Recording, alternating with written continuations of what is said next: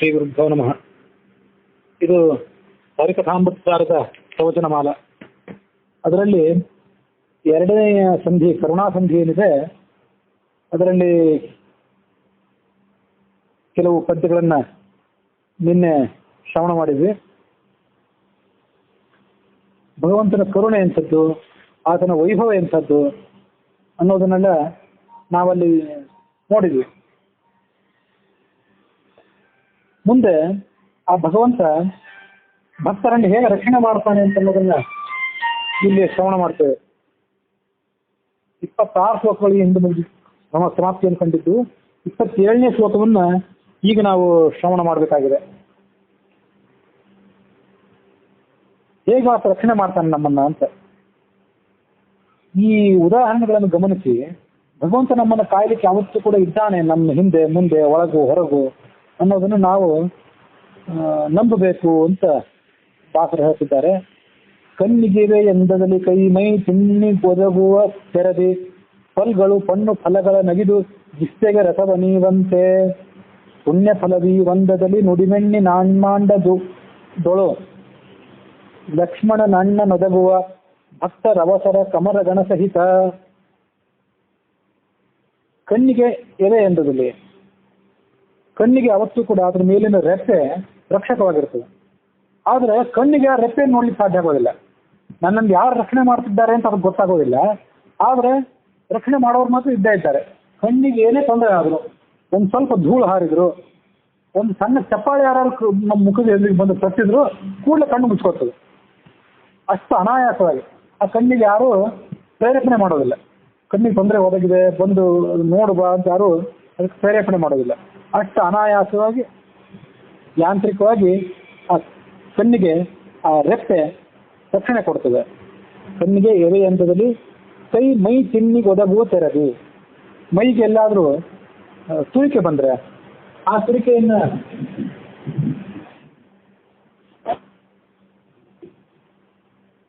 ಪರಿಹಾರ ಮಾಡ್ಕೊಳ್ಳೋ ಸಲುವಾಗಿ ಕೈ ಬಂದು ಹೊರಗುತ್ತದೆ. ಕೂಡಲೇ ಅದಕ್ಕೂ ಯಾರೋ ಅಷ್ಟೊಂದು ಪ್ರೇರೇಪಣೆ ನಾವು ಕೊಡಬೇಕಾಗಿಲ್ಲ. ಮೆದುಳು ಅದನ್ನೆಲ್ಲ ನಿಯಂತ್ರಿಸ್ತದೆ, ಅದು ವಿಷಯ ಬೇರೆ. ಆದರೆ ಕೈ ಕೂಡಲೇ ಬರ್ತದೆ. ಎಲ್ಲಿ ಬೇರೆ ಏನು ಕೆಲಸದಲ್ಲಿ ಕೈ ಅಸ್ತವ್ಯಸ್ತ ಆಗಿದ್ರು ಅಲ್ಲಿ ಓಡಿ ಬರ್ತವೆ ಕೈ. ಫಲ್ಗಳು ಹಣ್ಣು ಫಲಗಳ ನಗಿದು ಜಿಸ್ಸೆಗೆ ರಸವ ನೀವಂತೆ. ಫಲ್ಗಳು, ಫಲ್ ಅಂದ್ರೆ ಹಲ್ಲು. ಹಲ್ಲು ತಾನು ಆ ಭಕ್ಷ್ಯ ಭೋಜ್ಯಗಳನ್ನೆಲ್ಲ ತಿಂತದೆ, ಅದನ್ನೆಲ್ಲ ಅಗಿತದೆ. ಹಣ್ಣು ಫಲಗಳ ನಗಿದು, ಹಣ್ಣು ಅಂದ್ರೆ ಹಣ್ಣು, ಹಣ್ಣುಗಳನ್ನ ಮತ್ತು ಫಲಗಳನ್ನ, ಬೇರೆ ಬೇರೆ ಥರದ ಭಕ್ಷ್ಯ ಭೋಜ್ಯಗಳನ್ನ ಎಲ್ಲವನ್ನು ಕೂಡ ಅದು ಅಗಿತದೆ ತಾನು. ಅಗಿದು ಜಿಸ್ಸೆಗೆ ರಸವನೀಯವಂತೆ. ಆ ಸುಖ ಆಗೋದು ಯಾರಿಗೆ? ನಾಲಿಗೆಗೆ. ಅದನ್ನು ಗಮನಿಸ್ಬೇಕು.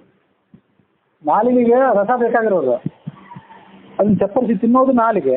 ಆದರೆ ನಾಲಿಗೆಗೆ ಸ್ವತಃ ಆ ಆಹಾರವನ್ನು ಅಗಿದು ಅದರ ರಸವನ್ನ ವ್ಯಕ್ತ ಮಾಡ್ಕೊಳ್ಳುವಂಥ ಶಕ್ತಿ ಇಲ್ಲ.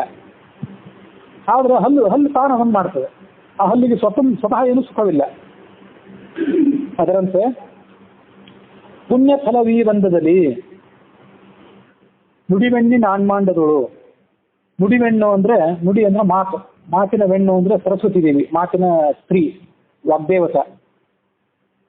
ಅವಳ ಆಣ್ಮ ಅಥವಾ ಆಳ್ವ. ನುಡಿವೆಣ್ಣಿನ ಗಂಡ ಅಂದ್ರೆ ಬ್ರಹ್ಮ. ಆ ಬ್ರಹ್ಮಾಂಡದಳು ಆತ ಎಲ್ಲಾ ಥರದ ರಕ್ಷಣೆ ನಮಗೆ ಕೊಡ್ತಾನೆ. ಇಲ್ಲಿ ಇನ್ನೊಂದು ಉದಾಹರಣೆ ಇತ್ತು. ಪುಣ್ಯ ಫಲ ವಿವಂದದಲ್ಲಿ. ಪುಣ್ಯ ಏನ್ ಮಾಡ್ತದೆ? ಫಲ ಕೊಡ್ತದೆ. ಇದನ್ನು ಗಮನಿಸ್ಬೇಕು. ನಾವು ಯಾವತ್ತೋ ಒಂದು ಹಿಂದೆ ಯಾವಾಗೋ ಮಾಡಿದಂಥ ಪುಣ್ಯದ ಫಲವನ್ನು ಇವತ್ತು ಅನುಭವಿಸ್ತಿದ್ವಿ. ಆರಾಮಾಗಿ ಇವತ್ತು ಅನುಭವಿಸ್ತಿದ್ವಿ. ಯಾವ ಜನ್ಮದಲ್ಲಿ ಏನ್ ಮಾಡಿದ್ವಿ ಅಂತ ಗೊತ್ತಿಲ್ಲ ನಮಗೆ. ಅದು ಗೊತ್ತಿಲ್ಲದೆ ಇದ್ರು ಅದು ಫಲ ಮಾತ್ರ ಅನುಭವಿಸ್ತಿದ್ವಿ. ಹಿಂದೆ ಯಾವಾಗೋ ಮಾಡಿದ್ವಿ. ಕೆಲವು ಸರಿ ನಾವೇ ಮಾಡಿದ ಪುಣ್ಯವನ್ನ ನಾವು ಫಲರೂಪವಾಗಿ ಅನುಭವಿಸ್ತಿರ್ತೀವಿ. ಇನ್ನು ಕೆಲವು ಸರಿ ನಾವು ಆ ಪುಣ್ಯವನ್ನು ಮಾಡಿರೋದೇ ಇಲ್ಲ. ಏನೋ ನಮ್ಮ ಹಿರಿಯರ ಪುಣ್ಯ ನಮ್ಗೆ ಇದೆಲ್ಲ ದೊರೆಯಿತು ಅಂತೇಳಿ ಹಿರಿಯರು ಯಾರು ಮಾಡಿ ಹೋಗಿರ್ತಾರೆ. ಮಕ್ಕಳಿಗೆ ಮೊಮ್ಮಕ್ಕಳಿಗೆ ಆ ಪರಂಪರೆಗೆಲ್ಲ ಒಳ್ಳೇದಾಗಲಿ, ಅವ್ರೇನೋ ಆಸ್ತಿ ಮಾಡಿರ್ತಾರೆ, ಮತ್ತೊಂದೇನೋ ಸತ್ಕಾರ್ಯ ಮಾಡಿರ್ತಾರೆ. ಎಷ್ಟೋ ಜನ ಜಾತಕ ನೋಡಿದ್ರೆ ಆ ಜಾತಕದಲ್ಲಿ ಹೇಳ್ತಿರ್ತಾರೆ, ಇದು ನಿಮ್ದೇನು ಭಾಗ್ಯ ಅಲ್ಲ, ನಿಮ್ಮ ಹಿರಿಯರ ಆಶೀರ್ವಾದ ನಿಮ್ಮನ್ನು ಕಾಯ್ತದೆ ಅಂತೆಲ್ಲ ಹೇಳ್ತಾರೆ. ಜ್ಯೋತಿಷ್ಕರು ಆ ಥರ ಹೇಳೋ ಪದ್ಧತಿ ಇಟ್ಕೊಂಡಿದ್ದಾರೆ. ಅದರಂತೆ ಪುಣ್ಯ ಫಲವೇ ಒಂದರಲ್ಲಿ ಅಂತ ಪುಣ್ಯ ಯಾವತ್ತೂ ಮನುಷ್ಯನನ್ನು ಕಾಯ್ತಿರ್ತದೆ. ಅದರಂತೆ ಲಕ್ಷ್ಮಣನ ಅಣ್ಣ ಅವ. ಆ ಲಕ್ಷ್ಮಣನ ಅಣ್ಣನಾದಂತಹ ರಾಮ ಏನಿದ್ದಾನಲ್ಲ, ಆತ ಭಕ್ತರ ಅವಸರಕ್ಕೆ ಅಮರಗಣ ಸಹಿತ ಬಂದೊದಗುವ. ಭಕ್ತರಿಗೆ ಏನಾದ್ರು ಅವಸರ ಇದ್ರೆ, ಈ ಸಂದರ್ಭದಲ್ಲಿ ದೇವ್ರು ನಮ್ಮನ್ನು ನೋಡ್ಕೊಳ್ಬೇಕಾಗಿತ್ತು, ದೇವ್ರು ನಮ್ಮನ್ನು ಕಾಯಬೇಕಾಗಿತ್ತು ಅಂತ ಏನಾದ್ರು ಅಪೇಕ್ಷೆ ಪಟ್ಟು ಬಿಟ್ಟಿರಲ್ಲ, ಕೂಡಲೇ ಅಲ್ಲಿ ಬಂದು ಧಾವಿಸ್ತಾನೆ. ಕಣ್ಣಿಗೆ ಎವೆ ಇದ್ದಂತೆ ನಮಗೆ ಅವ್ನು ನೋಡ್ಲಿಕ್ಕೆ ಆಗೋದಿಲ್ಲ, ಕಣ್ಣಿಗೆ ತನ್ನ ರೆಪ್ಪೆಯನ್ನು ನೋಡ್ಲಿಕ್ಕೆ ಆಗೋದಿಲ್ಲ, ನಮಗೆ ಭಗವಂತನ ನೋಡ್ಲಿಕ್ಕೆ ಆಗೋದಿಲ್ಲ. ಆದ್ರೆ ಆತ ಮಾತ್ರ ಇರ್ತಾನೆ, ಕೂಡಲೇ ಬರ್ತಾನೆ. ಅವೆಲ್ಲ ಉದಾಹರಣೆಗಳು ಎಷ್ಟು ಅನಾಯಾಸವಾಗಿ ಬರ್ತಾನೆ ಮತ್ತು ಎಷ್ಟು ನಿಸ್ವಾರ್ಥವಾಗಿ ಆತ ಕಾರ್ಯಪ್ರವರ್ತನೆ ಆಗ್ತಾನೆ ಅದನ್ನು ತೋರಿಸ್ತೇವೆ. ಅಲ್ಲಿಗೆ ತನಗೇನು ಸ್ವಾರ್ಥ ಇಲ್ಲ, ಅದರಂತೆ ಭಗವಂತನಿಗೇನು ಸ್ವಾರ್ಥ ಇಲ್ಲ, ಅದು ನಮಗೆ ಮಾತ್ರ ಬಂದು ಒದಗ್ತಾನೆ. ಬಂದು ಒದಗುವನು ಹೇಗೆ ಅಂದರೆ ಅಮರಗಣ ಸಹಿತ, ತಾನೊಬ್ಬನೇ ಬರೋದಿಲ್ಲ, ಎಲ್ಲ ಪರಿವಾರ ದೇವತೆಗಳನ್ನ ಕಟ್ಕೊಂಡು ಬರ್ತಾನೆ. ಬನ್ನಿ, ನನ್ನ ಭಕ್ತ ಒಬ್ಬ ಸೇವೆಯಲ್ಲಿ ನಿಂತಿದ್ದಾನೆ, ಅವನಿಗೇನು ಆಪತ್ತು ಒದಗಿದೆ, ಬನ್ನಿ ಅಂತ ಅದನ್ನೆಲ್ಲ ಕರ್ಕೊಂಡೇ ಬರ್ತಾನೆ. ಅದ್ರ ಬಗ್ಗೆ ನಮಗೆ ಅಂಥದ್ದೊಂದು ಭರವಸೆ ಬೇಕಷ್ಟೆ.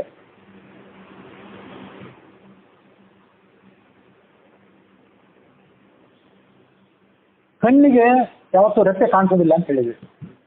ಕಣ್ಣು ಆಪತ್ತಿಗೊಳಗಾಗೋದು ಕಣ್ಣು, ಅದನ್ನು ರಕ್ಷಣೆ ಮಾಡಲಿಕ್ಕೆ ರೆಪ್ಪೆ ಬರುತ್ತೆ.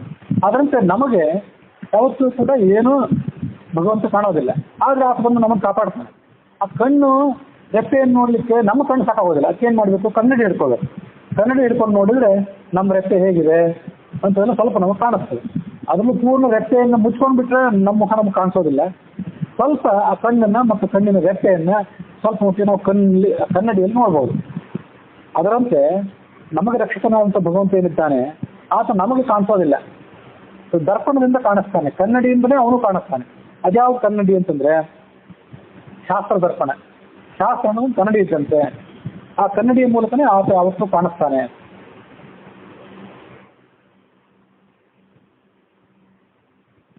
ಹೀಗೆ ಕೈ, ಕಾಲು ಇತ್ಯಾದಿ ಎಲ್ಲ ಅವಯವಗಳಲ್ಲೂ ಆತ ವ್ಯಾಪ್ತನಾಗಿದ್ದಾನೆ. ವ್ಯಾಪ್ತನಾಗಿದ್ದುಕೊಂಡು ಆ ಭಕ್ತರ ಅವಸರಕ್ಕೆ ಆತ ಧಾವಿಸಿ ಬರ್ತಾನೆ ಅಂತ ಅನ್ನೋದನ್ನ ಅಲ್ಲಿ ಗಮನಿಸಬೇಕು.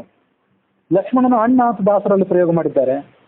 ಲಕ್ಷ್ಮಣನ ಅಣ್ಣ ಅಂತ ಯಾಕೆ ಪ್ರಯೋಗ ಮಾಡಿದ್ರು ಅಂದ್ರೆ, ಆ ಲಕ್ಷ್ಮಣನ ಅಣ್ಣನಾದಂಥ ರಾಮ ಬಗೆ ಬಗೆಯ ರೂಪದಿಂದ ತನ್ನವ್ರನ್ನೆಲ್ಲ ಕಾಪಾಡಿದ. ಲಕ್ಷ್ಮಣನನ್ನು ಕಾಪಾಡಿದ, ಭರತನನ್ನು ಕಾಪಾಡಿದ, ಸೀತೆಯನ್ನು ಕಾಪಾಡಿದ, ವಿಭೀಷಣನ್ನು ಕಾಪಾಡಿದ, ಹನುಮಂತನನ್ನು ಕಾಪಾಡಿದ. ಎಲ್ಲಿದ್ರೂ ಆತ ಅವ್ರನ್ನೆಲ್ಲ ಕಾಯಲಿಕ್ಕೆ ಸಿದ್ಧನಾಗೇ ಇರ್ತಾನೆ. ಅದು ರಾಮಾಯಣದಲ್ಲಿ ಬಂದಿತ್ತು, ಆನಂದ ರಾಮಾಯಣದಲ್ಲಿ ಕೂಡ ಬಂದಿತ್ತು. ಅವನು ವಾಲ್ಮೀಕಿ ರಾಮಾಯಣದಲ್ಲಿ ಸ್ಪಷ್ಟವಾಗಿ ಬಂದಿರಲಿಲ್ಲ, ಅದು ಆನಂದ ರಾಮಾಯಣದಲ್ಲಿ ಬಂದಿತ್ತು. ಏನಂತ ಬಂದಿತ್ತು ಅಂದ್ರೆ, ಅವನಿಗೆ ಪಟ್ಟಾಭಿಷೇಕ ತಯಾರಿ ನಡೆದಿತ್ತಲ್ಲ, ಪಟ್ಟಾಭಿಷೇಕದ ತಯಾರಿ ನಡೆದಾಗ ಆ ಪಟ್ಟಾಭಿಷೇಕದ ಸಿದ್ಧತೆಯನ್ನೆಲ್ಲ ಮಂತ್ರಿ ಹಾಳಗಡವಿಲ್ಲು, ಅವನನ್ನು ಕಾಡಿಗೆ ಹೋಗುವಂತೆ ಮಾಡಿದ್ಲು ಅಂತ ನಾವು ವಾಲ್ಮೀಕಿ ರಾಮಾಯಣದಲ್ಲಿ ನೋಡಿದ್ವಿ. ಆದರೆ ಆನಂದ ರಾಮಾಯಣಕ್ಕೆ ಅನುಸಾರವಾಗಿ ಆ ಸ್ವಯಂ ರಾಮ, ಲಕ್ಷ್ಮಣ, ಸೀತೆ, ವಸಿಷ್ಠ ಇವರೆಲ್ಲರಿಗೂ ಕೂಡ ರಾಮ ಏನು ಕಾಡಿಗೆ ಹೋಗುವಂತೆ ಗೊತ್ತಿತ್ತು ಅಂತಿತ್ತು. ನಾರದ ಬಂದು ಹೇಳಿದ್ರು, ಈ ಪಟ್ಟಾಭಿಷೇಕ ಇದೆಲ್ಲ ಬೇಡ, ಕಾಡಿಗೆ ಹೋಗು, ಋಷಿಗಳ ರಕ್ಷಣೆ ಮಾಡಬೇಕಾಗಿದೆ, ದುಷ್ಟನಾದಂತಹ ರಾವಣನನ್ನ ಅವನ ಪರಿಹಾರವನ್ನ ಸಂಹಾರ ಮಾಡಬೇಕಾಗಿದೆ ಅಂತ ಹೇಳಿದ್ರು ಅಂತ ಬಂದಿತ್ತು. ಅವನು ತನ್ನ ಸುಖವನ್ನೆಲ್ಲ ಬಿಟ್ಟು ಕಾಡಿಗೆ ಬಂದ. ತನಗೆ ವೈಭವೋಪೇತವಾದಂಥ ಅಭಿಷೇಕ ಆಗ್ಬೋದಿತ್ತು, ಕೈ ಅಡ್ಡ ಬಂದ್ರು, ಬಂಧರ ಅಡ್ಡ ಬಂದ್ರು, ಅದನ್ನೆಲ್ಲ ನಿವಾರಣೆ ಮಾಡ್ಕೊಳ್ಳುವಂಥ ಶಕ್ತಿ ಆತನಿಗಿತ್ತು. ಆದರೆ ಆ ಎಲ್ಲ ಸುಖವನ್ನು ಆತ ಪರಿತ್ಯಾಗ ಮಾಡಿ ಕಾಡಿಗೆ ಬಂದ ಅನ್ನೋದನ್ನ ಆ ಲಕ್ಷ್ಮಣನ ಅಣ್ಣ ಅಂತ ಹೀಗೆ ತೋರಿಸ್ತಿದ್ದಾರೆ. ಒಟ್ಟುದನು ಕೈಗೊಂಬ ರಕ್ಷಣ ಬಿಟ್ಟಗಲ ತನ್ನವರ ದುರಿತಗಳ ನಟ್ಟುವನು ದೂರದಲ್ಲಿ ದುರಿತಾರಣ್ಯ ಪಾವಕನು. ಬೆಟ್ಟ ಬೆನ್ನಿಲಿ ಪೊರಿಸಿದವರೊಳು ಸಿಟ್ಟು ಮಾಡಿದನೇನೋ ಹರಿ, ಕಂಗೆಟ್ಟ ಸುರರಿಗೆ ಸುಧೆಯನ್ನು ಉಣಿಸಿದ ಮುರಿದ ರಹಿತರನು. ನಾವು ಕೊಟ್ಟದನ್ನ ಸ್ವೀಕಾರ ಮಾಡ್ತಾನೆ, ಕೊಟ್ಟದ್ದು ಎಷ್ಟೇ ಅಲ್ಪವಾಗಿರ್ಲಿ ಅದನ್ನ ಆತ ಸ್ವೀಕಾರ ಮಾಡ್ತಾನೆ. ಮತ್ತು ನಾವು ಯಾವುದೇ ಕೆಲಸ ಮಾಡ್ಲಿಕ್ಕೆ ಹೊರಟ್ರೆ, ಒಳ್ಳೆಯ ಕೆಲಸ ಮಾಡ್ಲಿಕ್ಕೆ ಹೊರಡ್ಬೇಕು. ಒಳ್ಳೆಯ ಕೆಲಸ ಮಾಡ್ಲಿಕ್ಕೆ ಹೋದ್ರೆ, ಸತ್ಕಾರ್ಯ ಮಾಡ್ಲಿಕ್ಕೆ ಹೊರಟ್ರೆ ಅದಕ್ಕೆ ಯಾವತ್ತೂ ಕೂಡ ಆತನ ಬೆಂಬಲ ಇರ್ತದೆ ಅಂತನ್ನೋದನ್ನ ಇಲ್ಲಿ ಈ ಶ್ಲೋಕದಲ್ಲಿ ಹೇಳ್ತಾರೆ. ಅದು ಹೇಗೆಂದ್ರೆ, ಕೊಟ್ಟುದನು ಕೈಗೊಂಬ, ನಾವೇನು ಕೊಡ್ತೀವಲ್ಲ ಅದನ್ನ ಆತ ಸ್ವೀಕಾರ ಮಾಡ್ತಾನೆ. ಅರಕ್ಷಣ ಬಿಟ್ಟಗಲ ತನ್ನವರು ಅಂತ ಯಾರಿರ್ತಾರೆ, ತನ್ನ ಭಕ್ತರು ಅಂತ ಯಾರಿರ್ತಾರೆ, ಅವ್ರನ್ನ ಒಂದು ಕ್ಷಣವೂ ಕೂಡ ಅದು ಬಿಟ್ಟಿರೋದಿಲ್ಲ. ದುರಿತಗಳು ಅಟ್ಟುವರು ದೂರದಲ್ಲಿ, ಏನೇ ಆಪತ್ತುಗಳು ತನ್ನವರಿಗೆ ಬಂದರೂ ಕೂಡ ಅವನ್ನೆಲ್ಲ ದೂರ ಕಟ್ಟಾನೆ. ದುರಿತಾರಣ್ಯ ಪಾವಕನು. ದುರಿತ ಅಂತಂದ್ರೆ ವಿಘ್ನಗಳು, ಮನುಷ್ಯನಿಗೆ ಬರುವಂಥ ಆಪತ್ತುಗಳು. ಆ ಆಪತ್ತುಗಳು ಅನ್ನುವಂಥ ಅರಣ್ಯಕ್ಕೆ ಬೆಂಕಿ ಇದ್ದಂತೆ ಸುಟ್ಟಾಕಿರ್ತಾನೆ ಅದನ್ನು. ಬೆಟ್ಟ ಬೆನ್ನಿಲಿ ಪೊದಿಸಿದವರೊಳು ಸಿಟ್ಟು ಮಾಡಿದನೇನೋ. ದೇವತೆಗಳು ಸಮುದ್ರ ಮಥನ ಮಾಡ್ಬೇಕು ಅಂತ ಹೊರಟಿದ್ರು. ಸಮುದ್ರ ಮಥನ ಏನೋ ಭಾರಿ ಉತ್ಸಾಹದಿಂದ ಮಾಡ್ಬೇಕು ಅಂತ ಹೊರಟರು. ಬ್ರಹ್ಮಾದಿಗಳ ಸೂಚನೆ ಸಿಕ್ಕಿತ್ತು ಅವರಿಗೆ. ದೈತ್ಯರು ದೇವರಿಗೆಲ್ಲ ಸೇರ್ಕೊಂಡ್ರು. ಆದ್ರೆ ಸಮುದ್ರ ಮಥನ ಮಾಡ್ತಾ ಮಾಡ್ತಾ ಹೋದಾಗ ಅವ್ರಿಗೆ ಅಸಾಧ್ಯವಾದ ಕೆಲಸ ಆಗಿಬಿಡುತ್ತೆ. ಯಾಕೆ ಅಸಾಧ್ಯ ಆಯ್ತು ಅಂದ್ರೆ, ಆ ಮಂದರ ಪರ್ವತಕ್ಕೆ ಸರ್ಪವನ್ನು ಕಟ್ಟಿ ಸಮುದ್ರವನ್ನು ಮಥನ ಮಾಡ್ತಿದ್ರಲ್ಲ, ಆ ಮಂದರ ಪರ್ವತ ಆ ಸಮುದ್ರದಲ್ಲಿ ಕುಸಿಲಿಕ್ಕೆ ಪ್ರಾರಂಭ ಆಯ್ತು. ಭಾರಿ ಭಾರವಾಗಿತ್ತಲ್ಲ ಅದು. ಕುಸಿಲಿಕ್ಕೆ ಪ್ರಾರಂಭ ಆದಾಗ ಈತ ಏನ್ ಮಾಡಿದ, ಕೂರ್ಮನ ರೂಪವನ್ನು ತಾಳಿ ಅದನ್ನ ಎತ್ತಿ ಹಿಡಿದ. ಅದು ಮೊದಲನೇ ಕೆಲಸ. ಒಟ್ಟಾರೆ ಆ ಸಮುದ್ರ ಮಥನ ಕಾಲದಲ್ಲಿ ಆತ ಎಷ್ಟು ರೂಪ ತಾಳಿದ ಅಂತ ಗಮನಿಸ್ಬೇಕು. ಈ ಸಮುದ್ರ ಮಥನ ಅಂತ ಒಂದು ವಿಹಿತವಾದಂತಹ ಪ್ರಸಂಗ ಅದು. ಬೇರೆ ಯಾವುದೇ ಸಂದರ್ಭದಲ್ಲಿ ಇಷ್ಟು ರೂಪಗಳನ್ನು ಭಗವಂತ ಒಮ್ಮೆಲೆ ತಾಳಿದ್ದಿಲ್ಲ. ಇಲ್ಲಿ ಕೂರ್ಮ, ರಜಿತ, ಧನ್ವಂತರಿ, ಮೋಹಿನಿ 4 ರೂಪಗಳನ್ನು ತಾಳಿದ ಅಂತಿದೆ ಈ ಸಮುದ್ರ ಮಥನ ಕಾಲದಲ್ಲಿ. ಮೊದಲು ಕೂರ್ಮ ರೂಪವನ್ನು ತಾಳಿ ಆ ಮಂದ್ರ ಪರ್ವತವನ್ನು ಎತ್ತಿ ಹಿಡಿದ. ಅದು ಎತ್ತಿ ಹಿಡಿದ್ರೆ ಹಿಡಿದೇ ಇದ್ರೆ ಪರ್ವತ ಕೆಳಗೆ ಮುಳುಗಿ ಹೋಗ್ತಿತ್ತು, ಮಥನವೇ ಸಾಧ್ಯ ಆಗ್ತಿರ್ಲಿಲ್ಲ. ಸರಿ, ಅದು ಎತ್ತಿ ಹಿಡಿದ ಮೇಲೂ ಕೂಡ ಅಂತ ಅಗಾಧವಾದ ಪರ್ವತವನ್ನು, ಅಗಾಧವಾದ ಹಗ್ಗ, ಆ ವಾಸುಕಿ, ಅದನ್ನು ಕಡಿಯೋದಾಗಬೇಕಲ್ಲ. ತಾನು ಅಲ್ಲಿ ಅಜಿತ ಅಂತ ರೂಪದಿಂದ ನಿಂತ್ಕೊಂಡು ಬಂತು. ಅಜಿತ ಯಾರಿಗೂ ಆತ ಸೋತವನೇ ಅಲ್ಲ, ಎಲ್ಲರನ್ನೂ ಗೆದ್ದವನೇ ಅವನು. ಅದಕ್ಕಾಗಿ ಆ ಕೆಲಸದಲ್ಲಿ ದೇವತೆಗಳಿಗೆ ಜಯ ಕೊಡೋದಕ್ಕೋಸ್ಕರ ಅಜಿತ ಅನ್ನೋ ರೂಪ ಅಂತ ನೆನಪು, ಪ್ರಾಯ ಅದೇ ರೂಪ. ಆ ರೂಪದಿಂದ ಬಂದಲ್ಲಿ ನಿಂತ್ಕೊಂಡು ದೇವತೆಗಳ ಜೊತೆಗೆ ತಾನೂ ಸಮುದ್ರವನ್ನು ಕಡೆದ. ಇದು 2ನೇ ರೂಪ. ಅಲ್ಲೆಲ್ಲ ಕಾಲಕೂಟ ಇತ್ಯಾದಿಗಳೆಲ್ಲ ವಿಷಯಗಳೆಲ್ಲ ಬಂದು, ನಾನಾ ಥರದ ಸಂಗತಿಗಳೆಲ್ಲ ಹೊರಗೆ ಬಂದು, ಕೊನೆಗೆ ಅಮೃತ ಬಂತು. ಅಮೃತ ತಗೊಂಡು ಕೂಡ ತಾನೇ ಬಂದ. ಧನ್ವಂತರಿ ರೂಪದಿಂದ ಆತ ಹೊರಗೆ ಬಂದ. ಚಂದ್ರಮಂಡಲದ ನಡುವೆ ಇದ್ದಂತಹ ರೂಪ ಅವನು. ಒಂದು ಕೈಯಲ್ಲಿ ಜ್ಞಾನ ಮುದ್ರೆ, ಹೀಗೆ ಜ್ಞಾನ ಮುದ್ರೆ ಅಂತಾರೆ. ತೋರ್ಬೆರಳು ಹೆಬ್ಬೆರಳನ್ನು ಮುಟ್ಟಿರಬೇಕು, ಉಳಿದ 3 ಬೆರಳುಗಳು ಈಗ ಚಾಚಿರಬೇಕು. ಇದಕ್ಕೆ ಜ್ಞಾನ ಮುದ್ರ ಅಂತ ಕರೀತಾರೆ.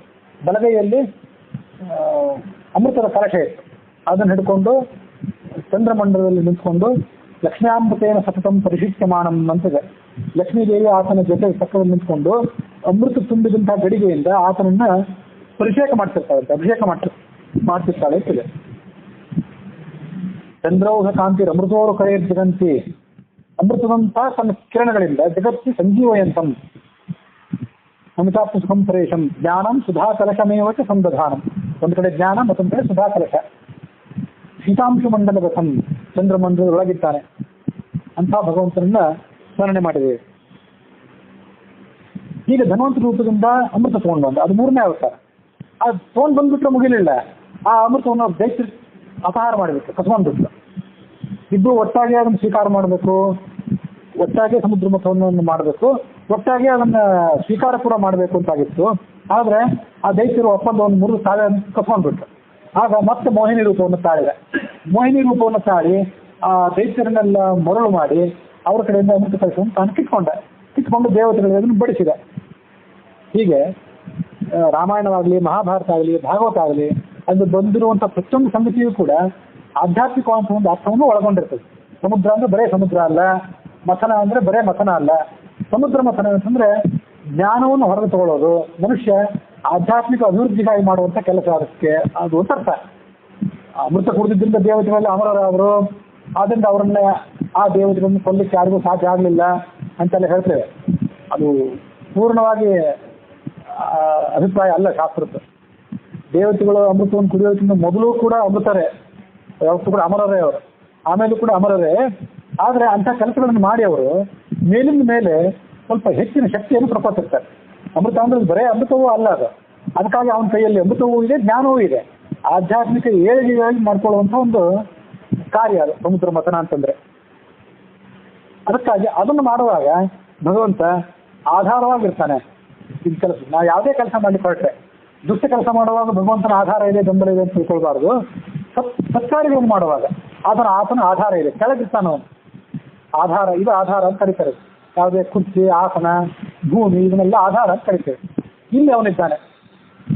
ಅಲ್ಲಿ ಇದ್ಬಿಟ್ಟು ಸಾಕಾಗೋದಿಲ್ಲ. ನಾವು ಯಾವುದೋ ಕೆಲಸ ಮಾಡ್ತಿರ್ತೇವೆ, ಪೂಜೆ ಮಾಡ್ತೇವೆ, ಮತ್ತೊಂದು ಯಾವುದೋ ಭಗವಂತನ ಸಂಗೀತ ಸೇವೆ ಮಾಡ್ತೇವೆ. ನಮ್ಮೊಳಗೂ ಇದು ಮಾಡಿಸ್ಬೇಕಲ್ಲ, ಆ ಕೆಲಸನೂ ಆತ ಮಾಡ್ತಾನೆ. ಸಮುದ್ರ ಮಥನ ಮಾಡುವಾಗ ಹಗ್ಗವನ್ನು ತಾನೇ ಹಿಡಿದು ಜಗ್ಗಿದ್ದವನು, ಅದು 2ನೇ ರೂಪ. ಕೊನೆಗೆ ಫಲ ಕೊಡುವಾಗ ತಾನೇ ಬರ್ತಾನೆ. ಧನ್ವಂತರಿ ರೂಪದಿಂದ ಬಂದಲ್ಲ, ಫಲ ಕೊಡ್ಲಿಕ್ಕೂ ಕೂಡ ತಾನೇ ಬರ್ತಾನೆ. ಬರೇ ತಗೊಂಡು ಬರೋದಲ್ಲ, ಉಣಿಸ್ಲಿಕ್ಕೂ ತಾನೇ. ಹೀಗೆ ನಮಗೆ ಕೆಲಸಕ್ಕೆ ಆಧಾರಭೂತನಾಗಿ, ಕೆಲಸಕ್ಕೆ ಜೊತೆಗಾರನಾಗಿ, ಫಲ ಕೊಡಲಿಕ್ಕೆ, ಫಲವನ್ನು ಉಳಿಸ್ಲಿಕ್ಕೆ ಯಾವತ್ತೂ ಕೂಡ ಆತ ಇದ್ದವನೇ.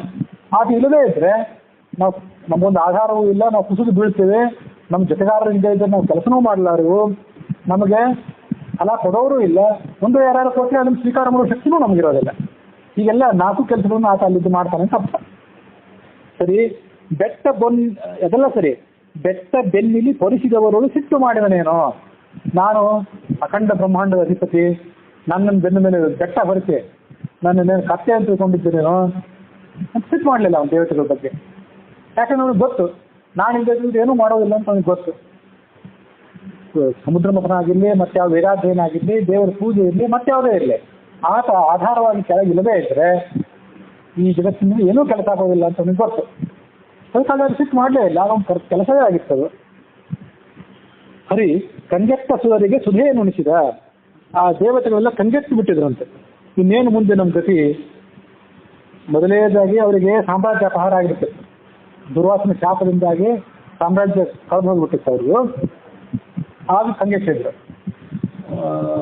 ಮತ್ತೆ ಅಮೃತ ಬಂದರೂ ಕೂಡ ದೈತ್ಯ ಅಪಹಾರ ಮಾಡಿದಾಗ ಮತ್ತೆ ಕಂಗೆಟ್ಟಿದ್ರು. ಅವರಿಗೆ ಅಮೃತವನ್ನು ಕೊಟ್ಟ. ಮುರಿದನ್ನು ಅಹಿತರಾದಂತಹ ರಾಕ್ಷಸರೇನಿದ್ದಾರೆ ಅವರನ್ನು ಮುರಿದ, ಅವ್ರನ್ನೆಲ್ಲ ಸೋಲಿಸಿ ಕೊಟ್ಟ. ಅದನ್ನೇ ಯೋಗಕ್ಷೇಮಂ ವಹಾಮ್ಯಹಂ ಅಂತ ಭಗವದ್ಗೀತಾದಲ್ಲಿ ಕೃಷ್ಣ ಎಲ್ರಿಗೂ ಭರವಸೆ ಕೊಟ್ಟಿದ್ದು. ಅಹಂ ತ್ವಾ ಸರ್ವಪಾಪೇಭ್ಯೋ ಮೋಕ್ಷಯಿಷ್ಯಾಮಿ ಮಾ ಶುಚಃ. ಅರ್ಜುನನೇ, ನಾನು ನಿನಗೆ ಬಂದಿರುವಂಥ ಎಲ್ಲಾ ಪಾಪಗಳನ್ನು ಪರಿಹಾರ ಮಾಡ್ತೇನೆ, ಯಾವುದೇ ಆತಂಕಕ್ಕೊಳಗಾಗಬೇಡ ಅಂತ ಕೃಷ್ಣ ಭರವಸೆ ಕೊಟ್ಟಿದ್ದು ಇದೇ ಮಾತಿನಿಂದಲೇ. ಮುಂದೆ 29ನೇ ಶ್ಲೋಕವನ್ನು ಶ್ರವಣ ಮಾಡಬೇಕು. ಖೇದ ಮೋದ ಜಯಾಪಜಯ ಮೊದಲಾದ ದೋಷಗಳೆಲ್ಲ ಚಿನ್ಮಯ ಸಾದರದಿ ತನ್ನಂಗ್ರಿ ಕಮಲವ ನಂಬಿ ತುತಿಸುವರ ಕಾದುಕೊಂಡಿಹ ಪರಮ ಕರುಣ ಮಹೋದಧಿಯು ತನ್ನವರು ಮಾಡಿದ ಅಪರಾಧಗಳ ನೋಡದಲೆ ಸಲಹುವ ಸರ್ವ ಕಾಮದನು.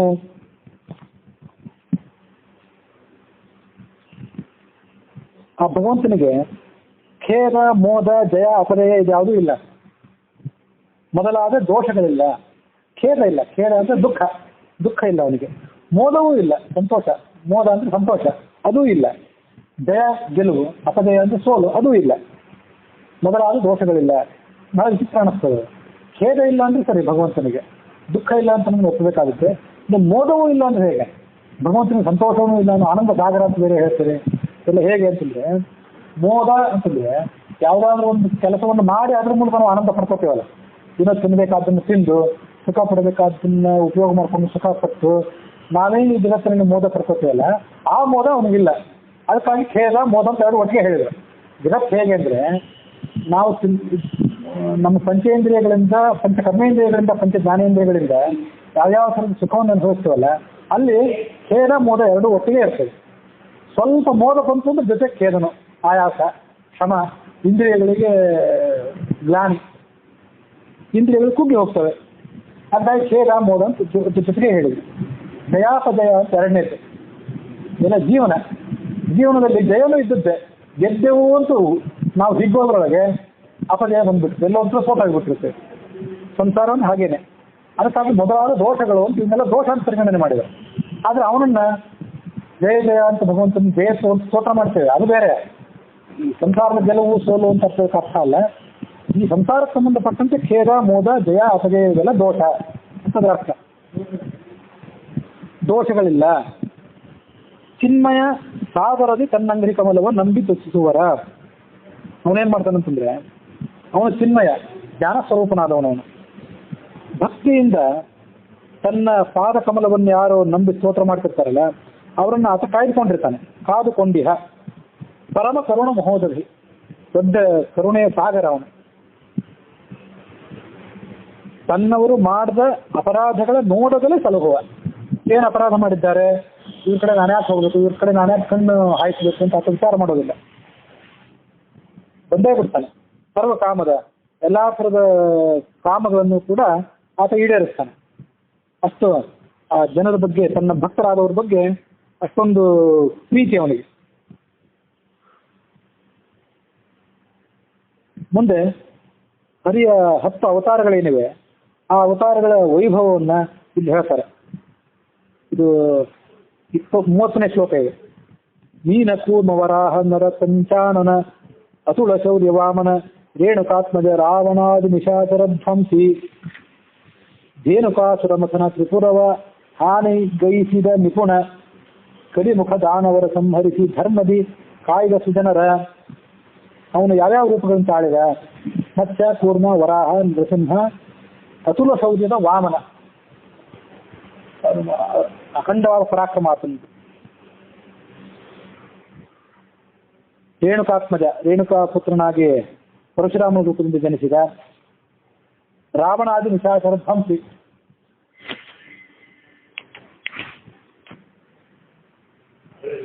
ಹೀಗೆ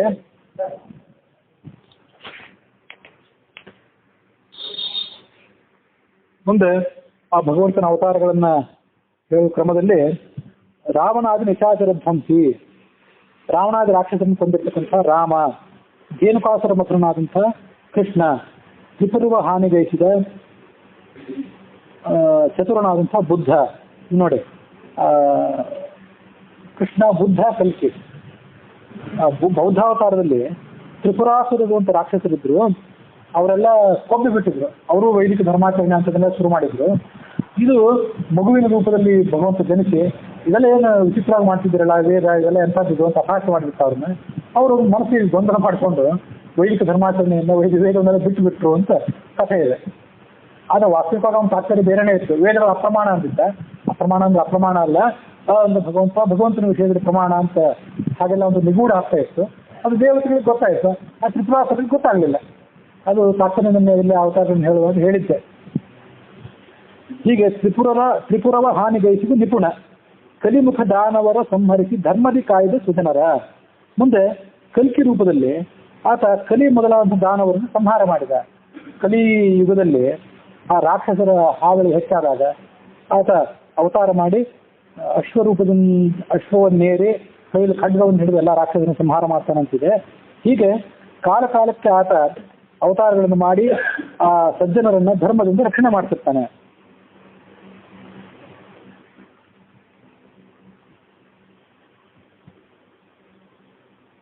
ಹೀಗೆ ಆ ಭಗವಂತನ ಅನೇಕ ರೂಪಗಳಿವೆ. ಅದೆಲ್ಲ ಶಾಸ್ತ್ರ ನಿರ್ಣಯದಲ್ಲಿ ಬಂದಿತ್ತು.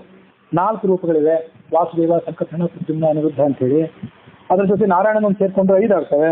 10 ದಶಾವತಾರಗಳು. 12 ಅಂದ್ರೆ ಕೇಶವದಿಂದ ಆರಂಭ ಮಾಡ್ಕೊಂಡು ಪದ್ಮನಾಭ ತನಕ, ಅದು 12. 24 ಅಂದ್ರೆ ಶ್ರೀಕೃಷ್ಣಾಯ ನಮಃ ಅಂತ ಕೊನೆಗೆ ಏನು ಹೇಳ್ತೀವಲ್ಲ, ಅದು 24. 51 ಅಂದ್ರೆ ಅಜ, ಆನಂದ ಇತ್ಯಾದಿ, ಕ್ಷಂ, ಲಕ್ಷ್ಮೀ, ನೃಸಿಂಹ ಅಂತ ಅಲ್ಲಿ ತನಕ 51. 100 ಅಂದ್ರೆ ಕೃಷ್ಣನ 100 ನಾಮಗಳು, ಕೃಷ್ಣಾಷ್ಟೋತ್ತರ ಶತನಾಮ ಅಂತ ಹೇಳ್ತೀವಿ. 100 ಇದೆ. 108 ಇದೆ. ವಿಷ್ಣು ಸಹಸ್ರನಾಮ 1000 ಇದೆ. ಬಹು ಅನಂತ ಅಂತಿದೆ. ತಾತ್ಪರ್ಯ ನಿರ್ಣಯದಲ್ಲಿ ಬಂದಿತ್ತು. ಅಂಥ ರೂಪಗಳನ್ನೆಲ್ಲ ಭಗವಂತ ತಾಳಿದ ಅಂತ. ಅಜಿತಾಜ್ ಅನಂತ ರೂಪಗಳು ಅಂತೆಲ್ಲ ಬಂದಿತ್ತು. ಹೀಗೆ ಆ ಅನಂತ ರೂಪಗಳನ್ನು ಆತ ತಾಳಿ ಕಾಲ ಕಾಲಕ್ಕೆ ದೇವತೆಗಳನ್ನ ರಕ್ಷಿಸಿ ಆ ದಾನವರನ್ನು ನಾಶ ಮಾಡಿದ. ಅದೆಲ್ಲ ಆ ದಶಾವತಾರಗಳ ಸ್ಮರಣೆ ಏನಿದೆ, ದಶಾವತಾರಗಳ ಸ್ಮರಣ ಮತ್ತು ಅದರ ಧ್ಯಾನ ಇತ್ಯಾದಿಗಳೆಲ್ಲ ಆ ಭಗವಂತನ ಪೂಜೆಗೆ ಒಂದು ಸಂಕೇತ. ಅದನ್ನು ಮಾಡಿದಂತಹ ವಿಶೇಷ ಮಹತ್ವ ಇದೆ ಅಂತ ತಿಳ್ಕೊಳ್ಬೇಕು. ಹೀಗೆ ಯಾವುದೇ ಕವಿ, ಕನ್ನಡದ ಕವಿಯಾಗಿರಲಿ, ಸಂಸ್ಕೃತ ಕವಿಯಾಗಿರಲಿ, ಆತ ಈ ಅವತಾರಗಳನ್ನು ತಾಳಿ ಏನೇನು ಭಗವಂತನ ಅವತಾರಗಳೇನಿವೆ ಅದನ್ನೆಲ್ಲ ತಮ್ಮ ಕಾವ್ಯಗಳಲ್ಲಿ ವಿಸ್ತಾರವಾಗಿ ಸ್ತೋತ್ರ ಮಾಡ್ತಿರ್ತಾರೆ. ಆ ದಶಾವತಾರಗಳ ಸ್ತೋತ್ರಗಳಿಗೆ ವಿಶೇಷ ಮಹತ್ವ ಇದೆ. ಅದಕ್ಕಾಗಿ ಅದನ್ನು ಅವರು ಸ್ತೋತ್ರ ಮಾಡ್ತಿರ್ತಾರೆ ಅಂತ ಅನ್ನೋದನ್ನು ಇಲ್ಲಿ ಗಮನಿಸಬೇಕು. ಅಲ್ಲಿಗೆ ಕರುಣಾಸಂಧಿಯ 30 ಶ್ಲೋಕಗಳು ಸಮಾಪ್ತಿಯನ್ನು ಕಂಡಿವೆ.